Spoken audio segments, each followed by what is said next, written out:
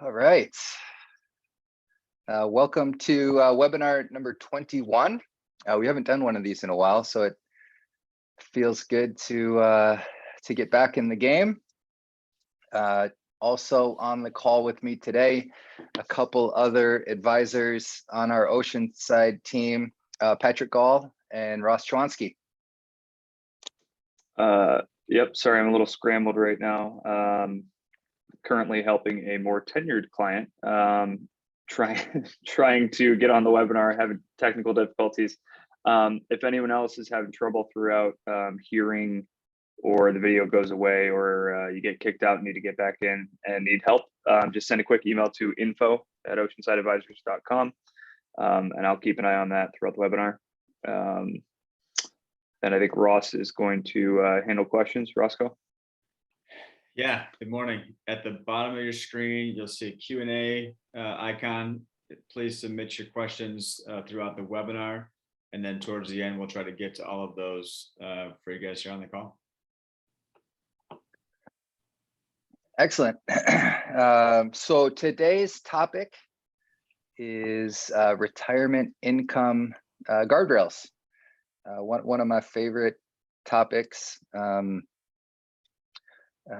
We actually wrote our second quarter newsletter on this, and the feedback and just some great follow-up questions. So I thought it would be worth putting a little webinar together just to expand on some of those concepts, and hopefully everyone can get something out of it today. So obviously there are many different retirement income strategies. I think probably the most well-known would be the so-called 4% rule, right? So that's Bill Bengen's research in the mid 1990s, which was great. It was really some of the first research that tackled the topic of safe withdrawal rates. And we actually touched on this. I believe it was webinar number 6 or 7. We kind of looked at some different strategies, including the so-called 4% rule. The 4% rule, of course, while it definitely has some nice starting points, it has many shortcomings as well. Okay, so in my eyes, the biggest shortcoming is simply the lack of flexibility. Okay, so and for those of you that don't know, so the 4% rule, just to state it quite simply, is all right. You have a $1.5 million portfolio. Let's just say, to make the numbers easy, you just take 4% of that, so that would be $60,000. That's your withdrawal rate at the start of retirement, and basically you just put your head in the sand regardless of market conditions, and you withdraw that $60,000 for the rest of your life, plus some inflation adjustments. Okay, so that's kind of the basics of the 4% rule. The problem is you can't change. Okay, so if the market's doing really well, you're not going to change. If the market's doing really poorly, you're not going to change. And so in order for that math to work, you have to start at a pretty low withdrawal rate, right? So that's the 4% rule. Another really common retirement planning strategy is referred to, it's called like a Monte Carlo analysis. And this is probably the most common used by advisors, and even myself, like earlier in my career, we did a lot of this, a lot of Monte Carlo with some of the financial planning software that we had.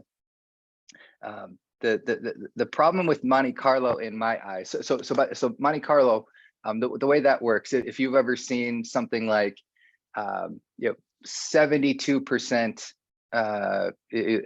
success probability of your retirement, 72, or maybe it says 94, or 83% that you're on the right track. Anything around that language where it's giving you a number like that.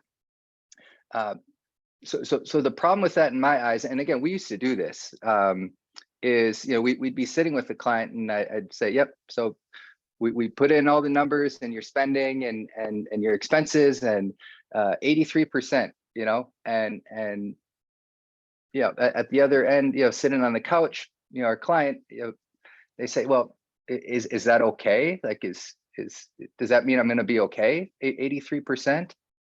And that's where I realized kind of the underlying problem of that. It like that system does not give retirees enough understanding, clarity, the confidence that they need to enjoy retirement. Okay, so you know, and especially when you're in economic, you know, the uncertain times that we have today. In my eyes, there's a better way for some retirees. And again, what we're going to be going over today definitely is not the right fit for everyone. I have a slide for that. There's a lot of different methods that you can use for retirement planning, but you know, income guardrails, it is a very nice option that I think a lot of people should consider. And so that's what we are going to go over today.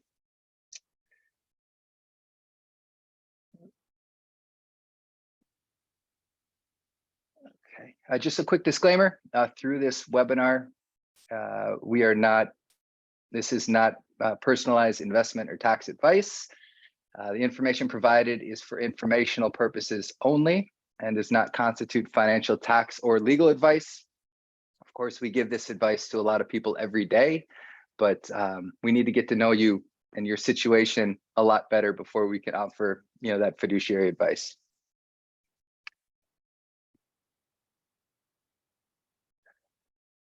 Okay, so what are income guardrails? All right, so income guardrails, it's a strategy designed to give retirees the highest possible monthly income without jeopardizing the portfolio when, you know, so you notice it, you know, not if, but like when the markets decline.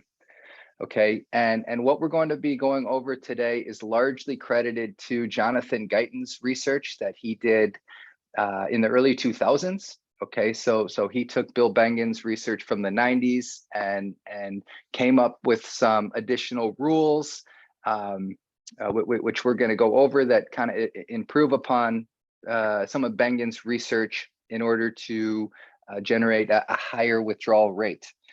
Just a couple, because we get this question a lot. Okay, like income guardrails are not, it's by no means any kind of annuity or insurance product. It is not a pension. It's actually quite far from anything like that, because in the income guardrail strategy, you have an investment portfolio that's very liquid. It's not anything irrevocable that you get stuck in. Okay, it's simply an investment strategy and a rules-based withdrawal process.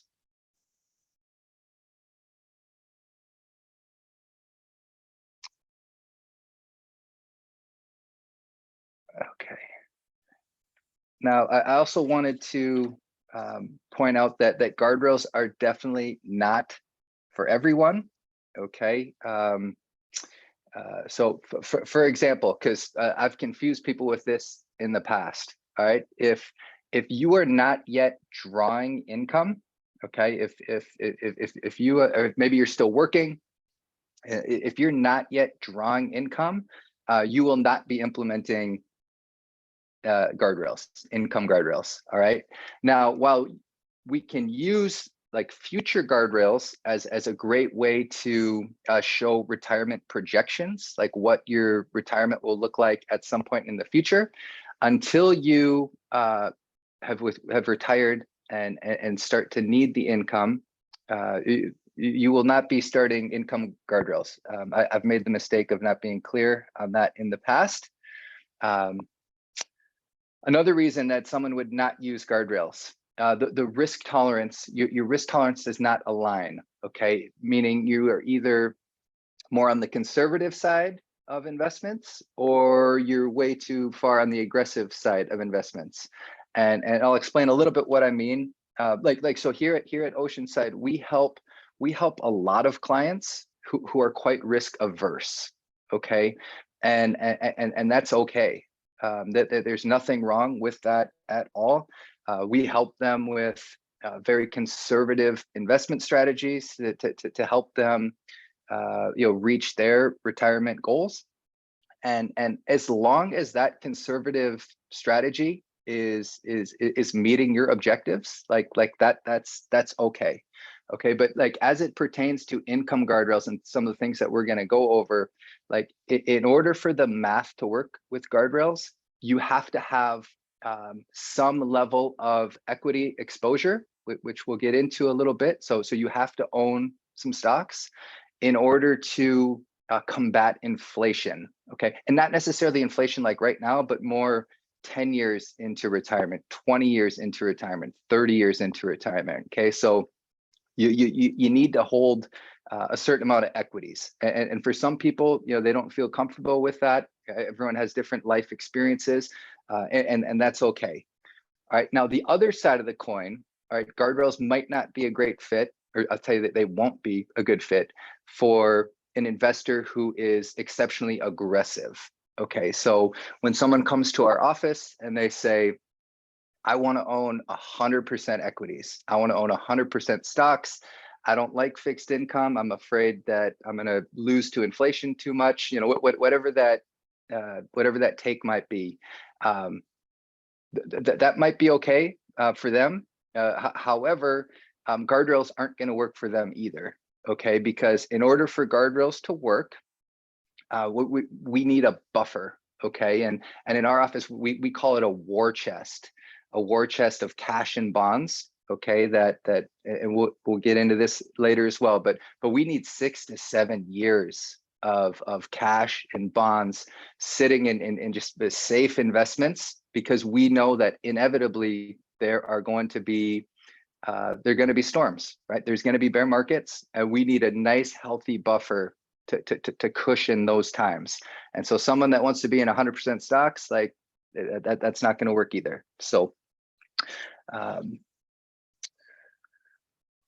guardrails will also not be the right fit for somebody that already has all their spending needs covered. Okay, maybe you're lucky enough to have a defined benefit pension, Social Security, maybe some kind of annuity, home equity, whatever that might be. A lot of people come to our office and their investment portfolio, it's kind of on the side. They don't really need it. So if your spending is already all covered by guaranteed income sources, that's awesome. Guardrails probably aren't for you either. Lastly, someone's nest egg, so their savings, if it's large enough that you don't need to worry about spending, you have an amount of money that you're just not going to get through it all in your lifetime. Guardrails might not be that important or a good option for you either. So four bullet points here, why guardrails might not work for someone, might not be the best fit for them. However, for many of today's retirees, they're going to be left with the responsibility of managing investment accounts, developing a strategy to supplement at least a portion of their retirement spending. And I would say, I don't know, Patrick, you can jump in if you feel differently, but I would say the people that come to our office, about maybe 50% usually need some kind of retirement plan outside of the guaranteed sources and where guardrails might be a really good option. Yeah, I mean and I think we actually did a webinar on this a while back, but the pensions outside of government employment have just dwindled since the 401k was written into the tax code in the late 70s, early 80s. Most people need to have some kind of plan. So I think 50% is, I would say, reasonably close. I would say we might be a little higher than that, but yeah, again, a very long talking point was how pensions went by the wayside and how the government tried to, or Congress, I guess more so, tried to protect them, and ultimately not terribly shocking. The government dropped the ball a little bit in trying to secure them, kind of totally eliminated them. But yeah. All right, so questions that can be answered when guardrails are implemented correctly. Again, like we've alluded to, the main question that I think it helps a lot of people answer is simply, how much can I safely withdraw from my portfolio without jeopardizing the retirement, right? So when markets decline, not if. We know that's coming. It can also help people have a better understanding of when they can retire. Again, you're not going to implement the guardrails themselves until you retire, but at the same time, we can put a projection together showing the nest egg, the amount that you've saved, and we can show what your income will look like when you do retire, right? So you can kind of stack that number with your Social Security, and maybe if you're lucky enough to have a pension, and for a lot of people, that will help them gain some clarity as to when they feel that they can retire. It also help answer, will I outlive my money? Can I afford to buy a second home and travel the world?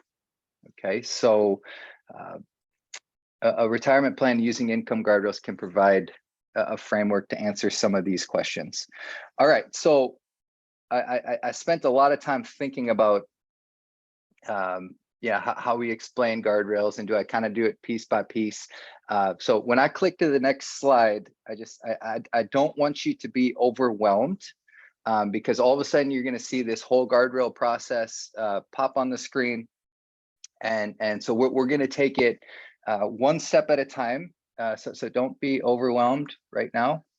Okay, so and before we even dig into the guardrail process, it's important to know a couple fundamental pieces from Jonathan Guyton's research, just to kind of use it as a framework. I think it'll make a little bit more sense of some of this. So for starters, little bullet up here. Okay, so this process is designed to give retirees 40 years of income. Okay, so a 40-year runway. All right, so like when Bill Bengen did his 4% rule research, he was only using 30 years. Okay, and then I think Jonathan Guyton, in recognizing, hey, people are living longer, we want to account for that that additional longevity.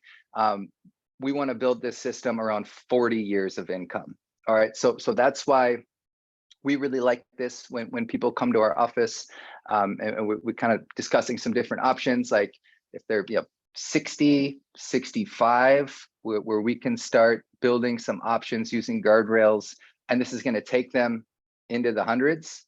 We like that part of it a lot. Another point we're going to bring up here, okay, a 5% annual distribution rate. Okay, so looking at Guyton's research, and this is one of the, so I actually had a whole nother slide where we were going to go over some of these, some of the conclusions of the research. And then when I started practicing and going and preparing for this webinar, I realized this was going to get way too long. We didn't want this webinar to be 2 hours long. The research itself, we would love to share with you. So feel free to email, and we can go over the research. I'd be happy to have a coffee or a beer and go over some of the nitty gritty research. But it's very deep. It's very dry.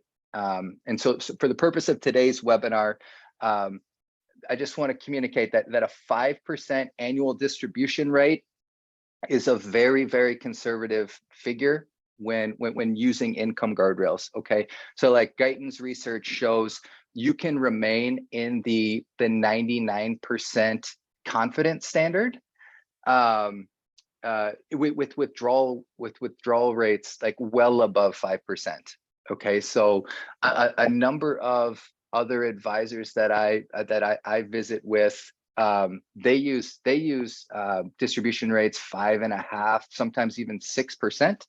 But just in an effort to always err on the side of being safer and conservative for the people we serve. We use 5% for most people that come to our office that are, again, in their 60s, right? Because when somebody comes in and maybe they're in their 70s or 80s, of course, the math changes a lot, right? So that obviously you could have a higher withdrawal rate, but so 5% withdrawal rate, we feel really comfortable with.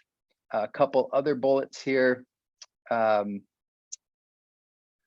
Okay, so rules-based implementation, very, very important. And what I'm referring to here is what is in the bottom left of the screen here. So in order for the income guardrail strategy to be successful, and we'll go over some of these, but again, that war chest of cash and bonds, strategic rebalancing, careful diversification, tax efficiency, and discipline.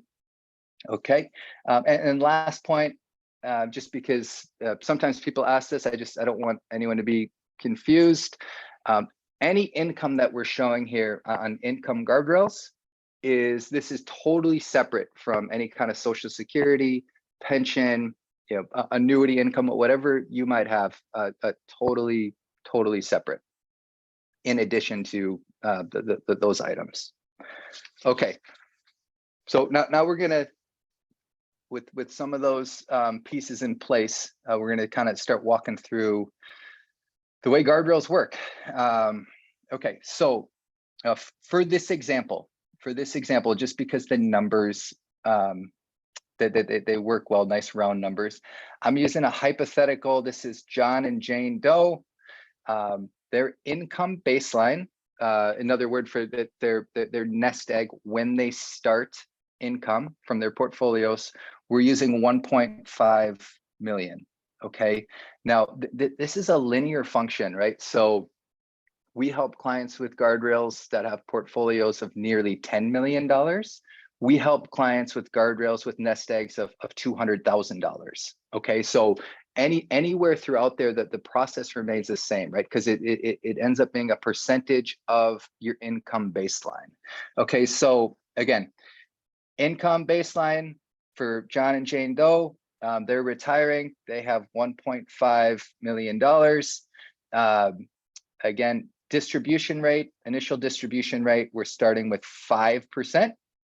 Okay, so 5% of 1.5 million.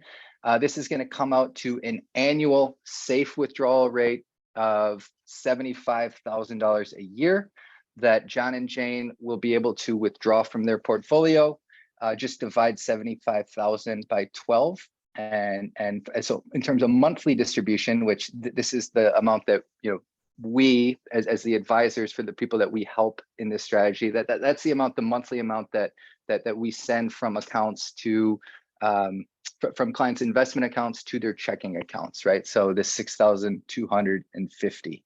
Okay, so base case is this $75,000 a year.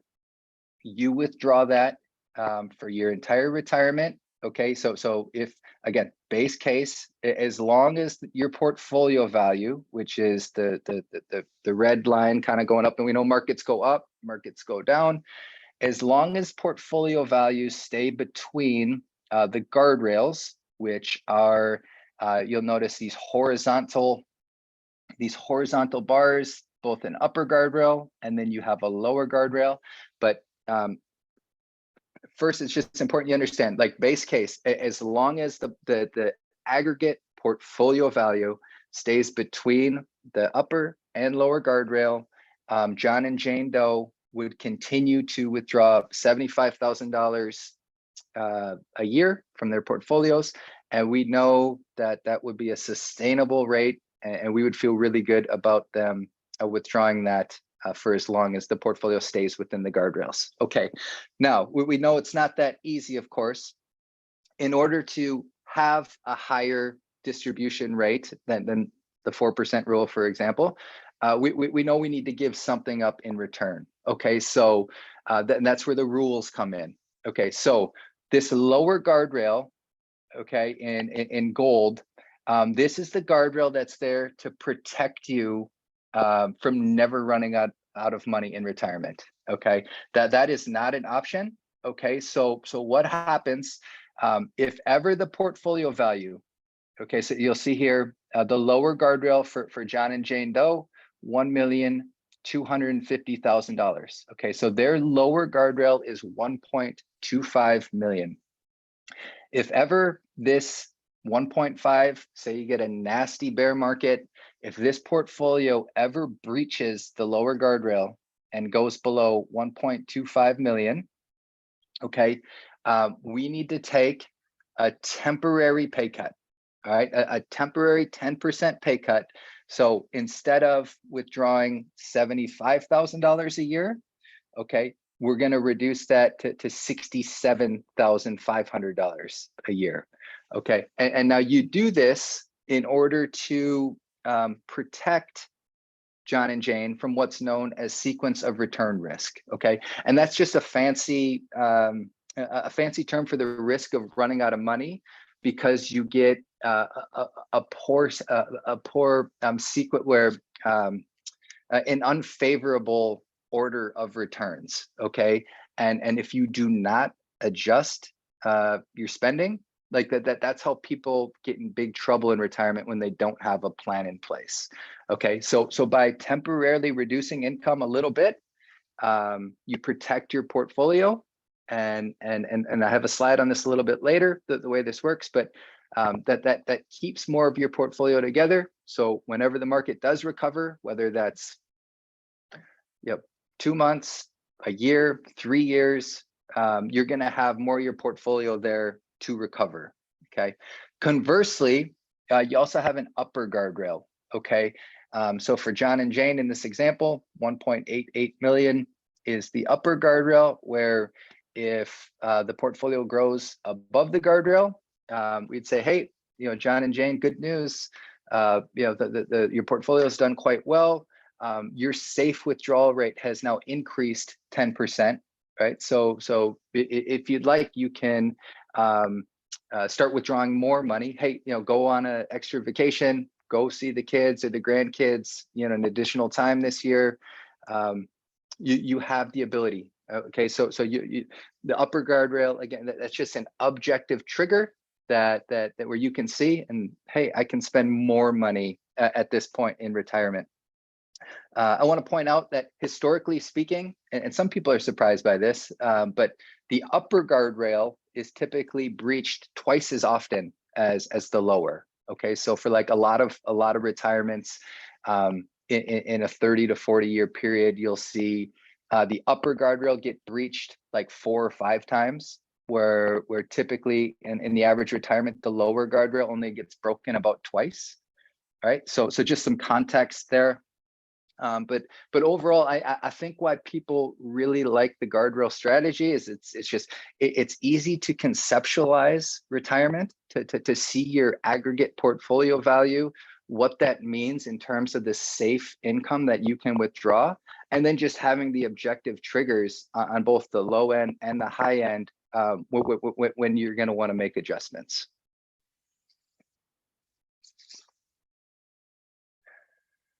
Okay, so this strategy, guardrail strategy, we've seen this firsthand with clients, but it can have such a profound impact in a positive way in terms of confidence and happiness. And we'll go over a couple of these. And this one's been up a couple of times, but just knowing how much you can safely withdraw from your portfolio in retirement is such a difficult concept to grasp without if you don't have a retirement plan in place. So knowing the answer to that question, this might be the biggest one to me. The second point, it allows retirees to spend more dollars early in retirement while their health is typically better than it will be in future years. Okay, so yeah, as we all know, like tomorrow is never promised. Okay, and in our field of retirement planning, we do this every day. We get to see the best of life, and sadly, we also have to, we're there and we see the saddest parts of life. And when you're early in retirement and you have your health, like that's the time that you want to be traveling more, seeing the world, seeing your kids, seeing your grandkids, like doing the things that are important to you. And I think with the guardrail strategy, because it allows you to withdraw more income early in retirement, it can just have such a profound impact. While many retirees are quite healthy early in retirement, and just like the dollar amount, right? So just using again John and Jane Doe from the previous slide, right? Like the difference in a 4% withdrawal rate and a 5% withdrawal rate. Okay, so recall the 5% in a guardrail retirement, John and Jane can withdraw $75,000 a year. In like a 4%, that goes down to 60. Okay, so that's a $15,000 spread a year. And so I think in very practical terms, like, I mean, $15,000, that's a really nice vacation or two. That's a lot of flights to see family. I mean, that's a meaningful difference. And just the difference, and that's either you have a plan or you don't. You have a plan or you don't. And there's countless studies that show retirees later in life regretfully underspend early in retirement. And I think it all just gets back to not having a plan. And so that's why we think guardrails for a lot of people, not everyone, as we went over at the beginning of the webinar, but for a lot of people, it makes a lot of sense. Okay, another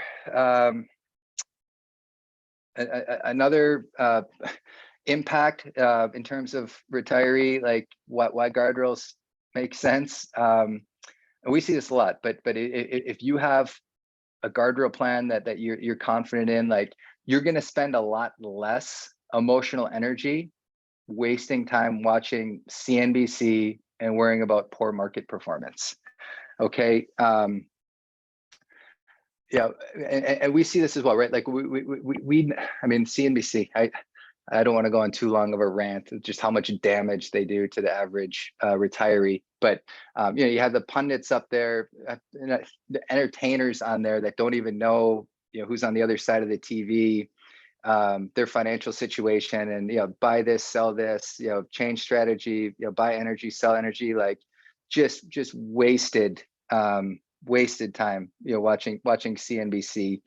And so what I found, people that have guardrails, like you end up caring far less about like the day-to-day market performance, because you know what your lower guardrail is, right? So again, John and Jane Doe, like they're starting, they know they have a $250,000 buffer before they need to make any change in strategy, right? So yeah, the market's down a little bit.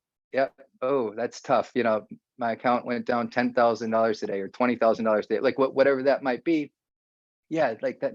No one likes that. But when you put it in proper context, for a lot of people, you don't have to waste that emotional energy anymore.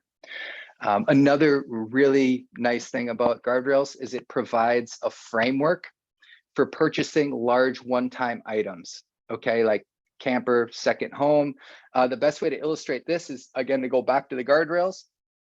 So let's say somebody wants to buy like a really nice RV. Let's say John and Jane Doe, they want to buy a really nice like RV.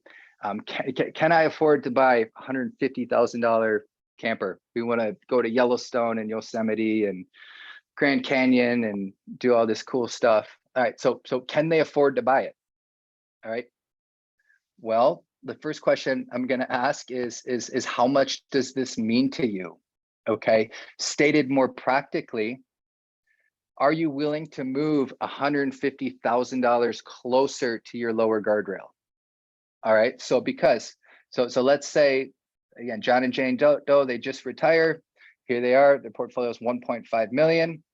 Well, if they decide a month later to buy $150,000 camper, they're moving lower, right? So they're going from 1.5. Now their portfolio's 1.35. Okay, which means, right, now they're only $100,000 from the lower guardrail. Okay, so like, should they buy it? Like, I don't know. like that's up to them. Maybe they are willing to make that trade-off, right? So maybe they say, yes, like I understand that this is going to put me only $100,000 from the lower guardrail. What that means is, instead of a huge bear market pushing us a lower guardrail, like now I understand that just a more modest market correction, and we could potentially be faced with reducing our monthly income going forward. So maybe they decide they're okay with that.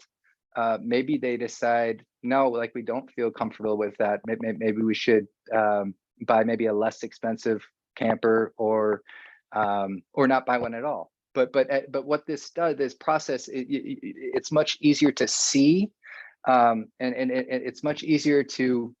And as planners, like we love this because it encourages these hard conversations that need to be had, or need to be had with your spouse. And it's just much easier to visualize. So whether it's a camper, a second home, we can use this, or a new car, right? Like you can use this guardrail process to help make these decisions, knowing where you are at that time within your guardrails.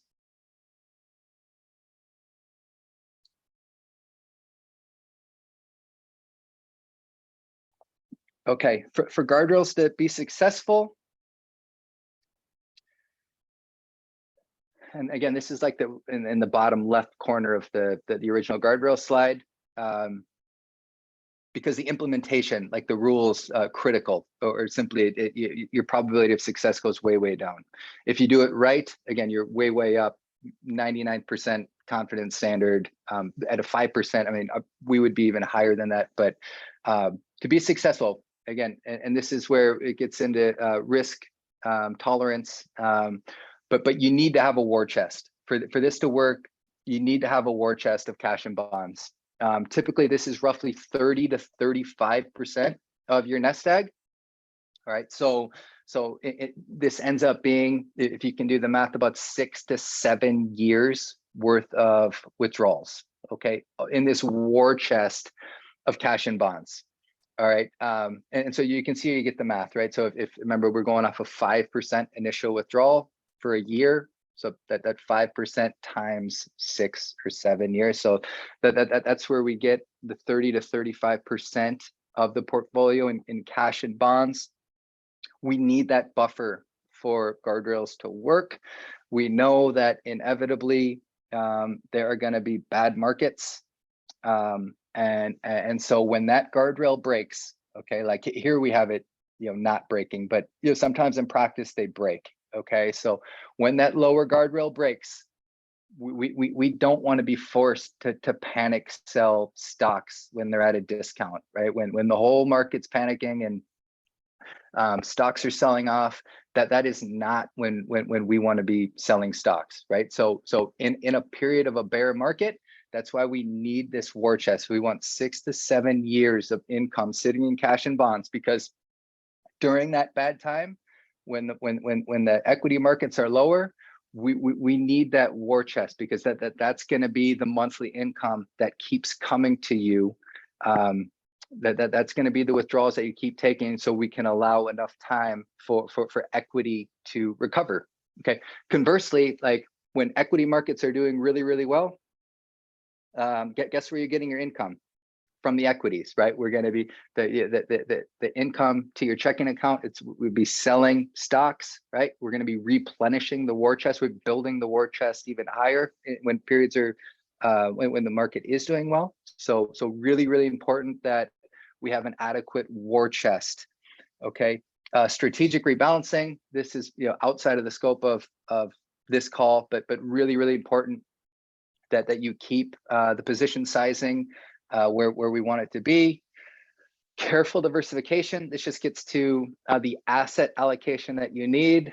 You need US, you need international, you need a small amount of emerging. Again, fixed income, REITs, real estate investment trusts, cash.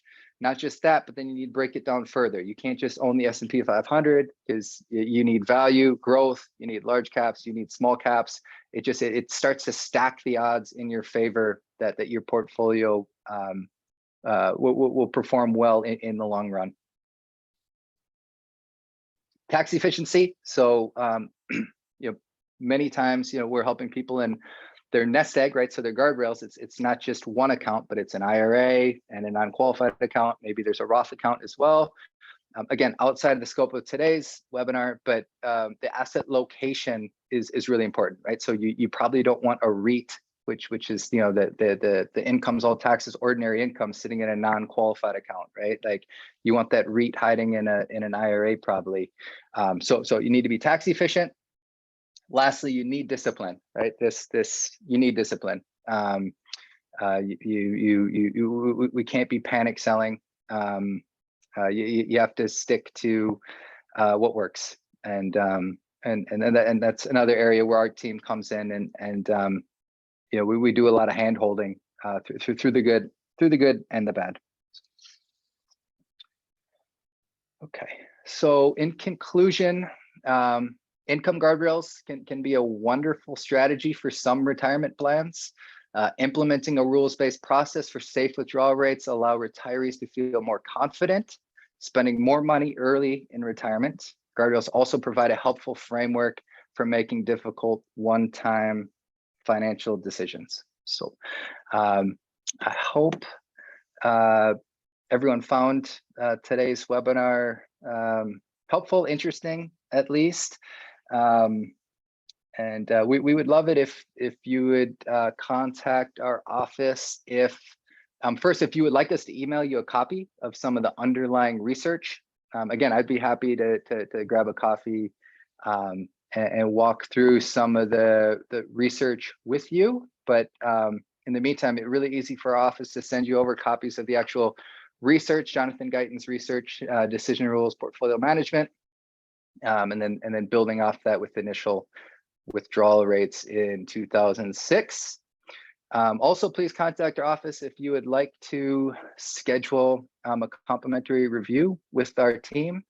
I know, I think for the next month, Patrick, when do we start fall client reviews? We are live September 19th through the end of October 28th. Okay, yeah, so so for the next 4 to 5 weeks, like we definitely have some spots available. If you want to contact our office, we would love to, even if you just want to have a call, even if you have no intention of moving your investments. Again, we love to just be a helping hand and maybe point you in the right direction. Just give us give you a couple pointers, and we'd love to do that. So best way to reach us, you just send us an email to info@oceansideadvisors.com. You get the phone number there as well, 843-830-6568. And I think we have time for a couple questions. Roscoe, if you wanna. Yeah, let me see. We do have a few questions here. If we don't get to yours on the call, we will email you and follow up shortly here.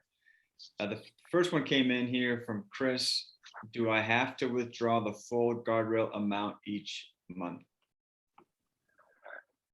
Good question, Chris. You don't. You don't have to withdraw the full amount. And a lot of people don't. A lot of clients that we help don't. It's more just to let you know what you can, right? And to be able to live the life that you want to live, right? So yeah, so the answer, yep, no, you definitely do not need to withdraw the full amount. Okay, next one here from Pat. Does Oceanside notify us if guardrails are breached? Yes. Yep. So if you're working with our office on this, yeah, we monitor it daily. Aggregate portfolio values, we know what the guardrails are. So we keep a really close eye and reach out to you if either the upper or the lower guardrail is breached. Good question. Okay, another one here. What if I want to be sure I leave my kids money after I pass? Any changes to this strategy? From Kevin. Okay, yes, okay, so, okay. Yeah, really good question. And I want to be careful the way I answer this, because I think the last time I answered it, I didn't do a good enough job. So the question, if I want to be really sure that I leave money after I die, what are changes, or are there changes to strategy? Okay, so the first point I want to make is, if you just think about it in very, very simple terms. Okay, so as in, withdrawal rate is 5%. Okay, the portfolio that we're going to be looking at using to support guardrails should return something right around 5% on average a year, ballpark. Okay, so in the average, in the most likely scenario, right? If market's going up 5, you're taking 5. In most scenarios, when you pass away, you know, whether that's 30 or 40 years from now, there's a really good chance your portfolio will still be ballpark, you know, within a similar range from where you started, right? Like, again, you withdraw, portfolio's going up 5, you're withdrawing 5, or up 5, like you can kind of see it. So so you should be, in most cases, you would be able to pass along that balance to your kids. Okay, now the guardrails, ultimately what they're there to protect you from is if we get very subpar market returns throughout your retirement, right? Like, and that could happen. That's why we put these rules in place. All right, so if that's the case, yeah, like you could see principal start to decrease kind of throughout retirement. So and again, we have no idea what the market's going to do in the next 30 to 40 years, right? Like there's going to be good times, there's going to be bad times. But so what we do for some clients, just knowing that, you know, that there is a chance you get really poor investment returns, you know, the market does really, really poorly. And so if it is a really important objective, a very high objective to you for you know, passing money to your kids, what some people do is they just exclude that amount from guardrails. I'm not recommending you do this, but let's say, you know, John and Jane Doe, 1.5 million. Let's say they want to leave their kids $500,000. So instead of the guardrails being 1.5, we might set the guardrails up as 1 million instead. Okay, and then you have a separate 500,000 that's kind of earmarked for the kids. Sweet. The problem with that, of course, is you've really reduced your potential lifestyle, you know, in your lifetime, right? Because now you're taking 5% of 1 million instead of 5% for 1.5. Whereas, again, in most cases, the vast majority of cases, you're going to be fine leaving a lot of money to your kids either way. So I hope I hope that answered what was good, really good question. So I hope I explained that well enough. And I just saw another question here from Mike, which I think that is kind of what he was getting at too. Is the portfolio designed to eventually run out? Yeah. So basically the same question, Mike. Really good question, but yeah. So like base case, like you should pass away with a similar amount. What you started with. Guardrails are just there to protect you. Like if markets are worse than we anticipate, which we don't know. You know, we just don't know. We just kind of it's just important to control the things that you can control in retirement. Like have a plan in place, adjust when you need to, and live the very best life you can. So with that, we really appreciate everyone taking the time to join in. Again, feel free to, we would love to hear from you. Any feedback be great. Yeah, on behalf of our team, again, we appreciate you tuning in, and we hope you have a great day. Thanks.